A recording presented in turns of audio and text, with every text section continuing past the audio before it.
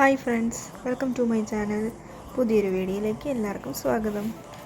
ഇന്ന് ഞാൻ ഉണ്ടാക്കുന്നത് മട്ടൻ കബ്സയാണ്. അതെങ്ങനെ ഉണ്ടാക്കുന്നതെന്ന് നമുക്ക് കണ്ടാലോ.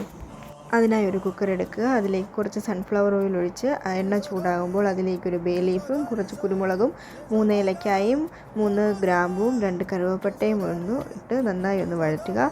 അതിലേക്ക് 2 സബോള അരിഞ്ഞത് ചേർത്ത് ഉപ്പും ചേർത്ത് നന്നായി ഒന്ന് വഴറ്റണം. സബോള ചെറുതായി ഒന്ന് വഴറ്റിയതിന് ശേഷം അതിലേക്ക് ഇഞ്ചി വെളുത്തുള്ളി പേസ്റ്റും 5 പച്ചമുളകും ചേർത്ത് നന്നായി ഒന്ന് വഴറ്റണം.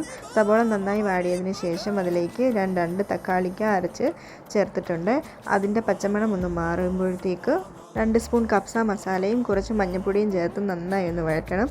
കപ്സ മസാല ഞാൻ വീട്ടിലുണ്ടാക്കിയതാണ്. നമുക്ക് കടയിലും മേടിക്കാൻ കിട്ടും.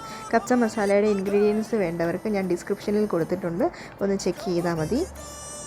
മസാലയുടെ പച്ചമണം മാറി അതിലെ എണ്ണ വിട്ട് വരുമ്പോൾ അതിലേക്ക് മട്ടണും ഇട്ട് 1 ഗ്ലാസ് വെള്ളം ഒഴിച്ച് കുറച്ച് ഉപ്പും ഇട്ട് നന്നായി ഒന്ന് ഇളക്കിയതിന് ശേഷം നമുക്ക് വേവിക്കാൻ വെക്കാം. ഞാൻ 8 വിസിലടുപ്പിച്ചാണ് വേവിച്ചേക്കുന്നത്. നിങ്ങളെടുക്കുന്ന മട്ടണിൻ്റെ വേവ് അനുസരിച്ച് നമുക്ക് വേവിക്കാം. മട്ടൺ വേകുമ്പോഴത്തേക്ക് കപ്സ മസാല എങ്ങനെ തയ്യാറാക്കേണ്ടതെന്ന് പറയാം. ഡിസ്ക്രിപ്ഷനിൽ കൊടുത്തിരിക്കുന്ന ഇൻഗ്രീഡിയൻസ് ഒരു പാനിൽ ചെറുതായി ഒന്ന് ചൂടാക്കുക. അത് ആറിയതിന് ശേഷം മിക്സിയിൽ ഒരുപാട് പൗഡർ അല്ലാതെ ചെറിയ രീതിയിലൊന്ന് പൊടിച്ചെടുത്ത് നമുക്ക് ചേർക്കാവുന്നതാണ്. ഇപ്പോൾ നമ്മുടെ മട്ടൺ നന്നായി വെന്തിട്ടുണ്ട്. ഇനി അതിലേക്ക് നമുക്ക് അരി ചേർക്കാം. ഇപ്പോൾ ഞാൻ 2 ഗ്ലാസ് അരിയാണ് ചേർക്കുന്നത്. അരമണിക്കൂർ സോക്ക് ചെയ്തതിന് ശേഷമാണ് ഞാൻ ചേർക്കുന്നത്. 1 ഗ്ലാസ് അരിക്ക് 1.5 ഗ്ലാസ് വെള്ളം എന്നുള്ള അളവിലാണ് ഞാൻ എടുക്കുന്നത്.